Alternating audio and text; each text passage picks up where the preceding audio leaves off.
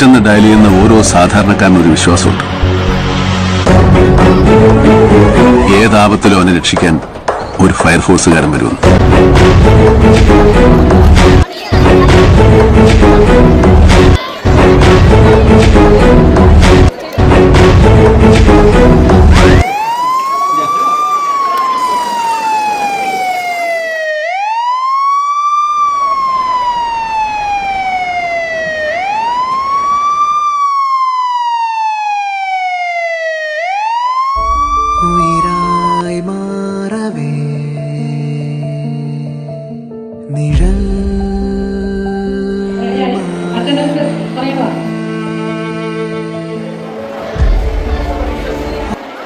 Teachers കൂടെ എത്തി കുട്ടികളോടൊപ്പം നിൽക്കേണ്ടതാണ്.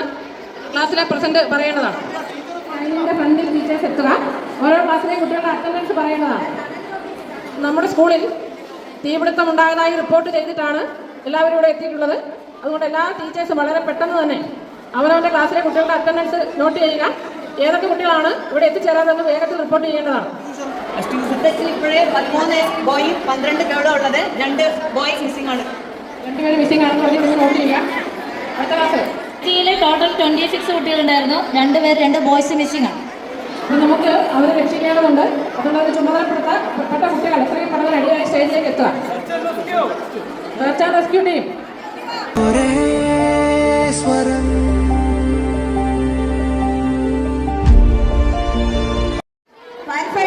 Team 8I, 8G തുടങ്ങിയ ക്ലാസ്സുകളിലൊക്കെ മിസ്സിംഗ് ഉണ്ട് കുട്ടികളെ.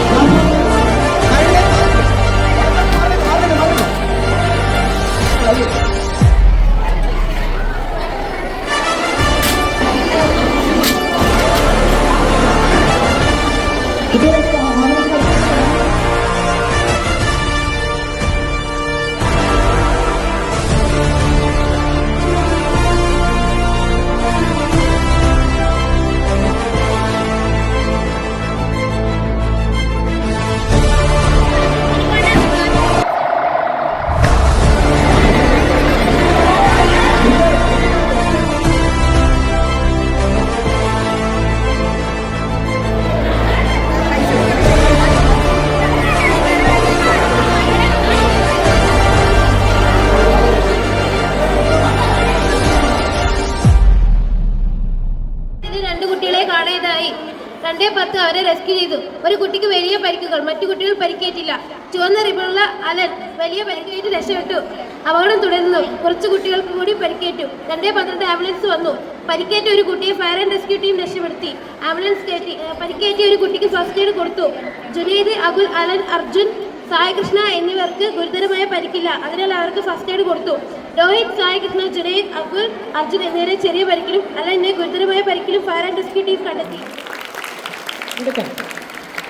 സുരക്ഷാ വിദ്യാലയം എന്ന പദ്ധതിയാണ് അതിൻ്റെ പ്രോഗ്രാമാണ് ഇവിടെ നടന്നത്.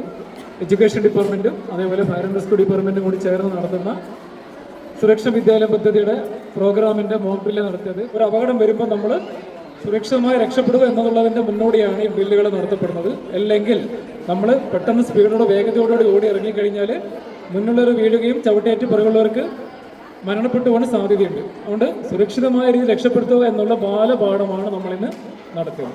ഓക്കെ, ബാക്കി ടീച്ചർ സംസാരിക്കും. ഏറ്റവും അത്യാവശ്യ ഘട്ടങ്ങളിൽ ഒരു അപകടം നടക്കുന്ന സമയത്താണ് നമുക്ക് ഇത്തരത്തിലുള്ള ഒരു പ്രവർത്തനം ആവശ്യമായി വരിക. ഇപ്പോൾ പലതരത്തിലുള്ള അപകടങ്ങൾ വിദ്യാലയങ്ങളിൽ അല്ലെങ്കിൽ നമ്മുടെ സ്ഥാപിച്ചിട്ട് നടക്കാറുണ്ട്. നമ്മളിപ്പോൾ തീപിടുത്തം ഉണ്ടായാൽ എന്താണ് നമ്മൾ രക്ഷപ്പെടാൻ വേണ്ടി എന്താണ് ചെയ്യേണ്ടത്, അതിനെക്കുറിച്ചുള്ള ഒരു മോഡലിലാണ് ഇവിടെ നടന്നത്. ഒരു അപകടം ഉണ്ടാകുമ്പോൾ നമുക്ക് ഈ പ്ലാൻ ചെയ്ത പോലെ ഒന്നും വരെ നടക്കുക അല്ലേ.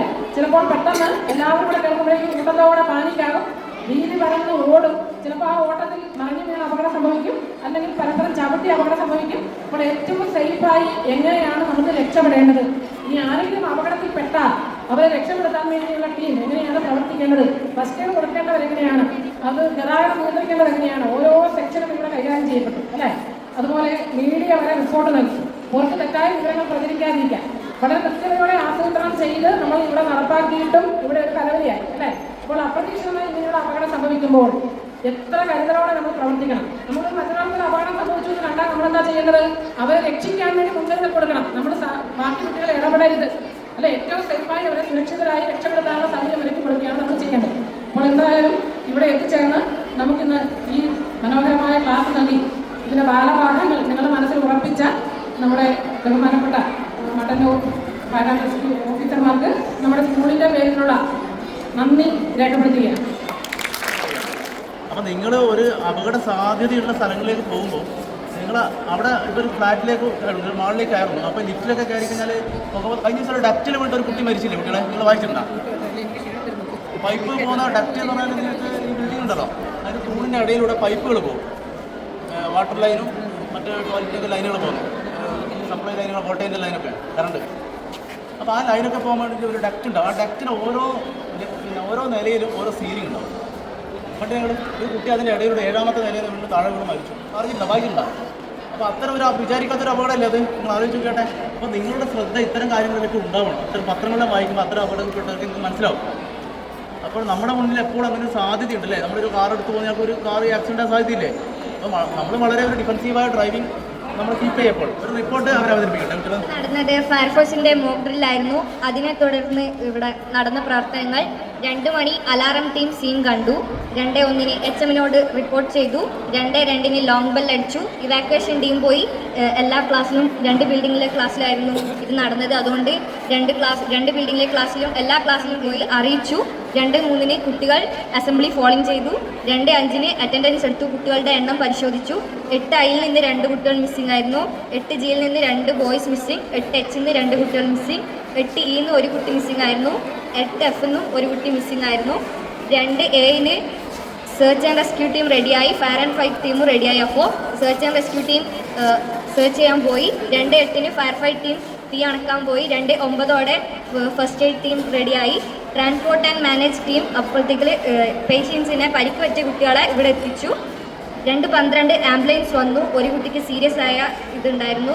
അലൻ എന്നായിരുന്നു കുട്ടിയുടെ പേര്. 8G-യിലെ റെഡ് റിബൺ ധരിച്ച കുട്ടി അലൻ മാത്രമായിരുന്നു ഉള്ളത്. അതുകൊണ്ട് അലനെ 2:13 ആംബുലൻസിൽ പറഞ്ഞയച്ചു. പരിക്ക് പറ്റിയ കുട്ടികൾ രോഹിത്, സായി കൃഷ്ണ, ജുനൈ, അകുൽ, അർജുൻ, അലൻ, ഷമിൽ, അദ്വൈത് എന്നീ കുട്ടികളായിരുന്നു. 2:15 മീഡിയ ഇന്ററാക്ഷൻ നടന്നു. നന്ദി. ഇപ്പോൾ ഇവിടെ നമ്മൾ നടത്തിയ സമയത്ത് ചെറിയ കുട്ടികൾക്ക് ഇതിനെപ്പറ്റി അറിയില്ലായിരുന്നു. അവർ ഇടിച്ചു കയറിയത് കൊണ്ടാണ് ഇവിടെ തിരക്ക് വന്നത്. ഇതുപോലെ തന്നെയാണ് നമ്മൾ പൊതുസ്ഥലത്ത് എന്തെങ്കിലും ഒരു അപകടം പറ്റിയാലും ആളുകൾക്ക് അതെന്താണെന്ന് അറിയാനുള്ള ആവേശം കൊണ്ട് എന്ത് ചെയ്യും, ക്യാമറയൊക്കെ ഓണാക്കി പിടിച്ച് അത് എടുക്കാനുള്ള ഇൻട്രസ്റ്റോട് കൂടി കുറേ പേര് വരും. അല്ല, അത് വാർത്തയാക്കാൻ വേണ്ടിയിട്ട് കുറേ പേരോ എന്താണ് അറിയാനുള്ള ആഗ്രഹത്തോടു കൂടി വരും. അത് അവിടെ അപകടം നടന്ന സ്ഥലത്തുള്ള പ്രവർത്തനത്തിന് മന്ദീഭവിപ്പിക്കും അല്ലേ.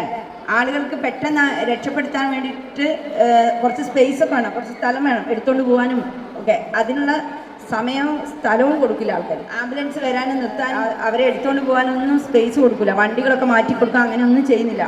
അതുകൊണ്ട് തന്നെ പലരും അപകടത്തിൽപ്പെട്ട് മരിക്കാറുണ്ട്. പിന്നെ എടുക്കുന്ന സമയത്ത് കൃത്യമായ രീതിയിൽ എടുക്കാത്തത് കൊണ്ട് ചിലർ മരിച്ചു പോകും.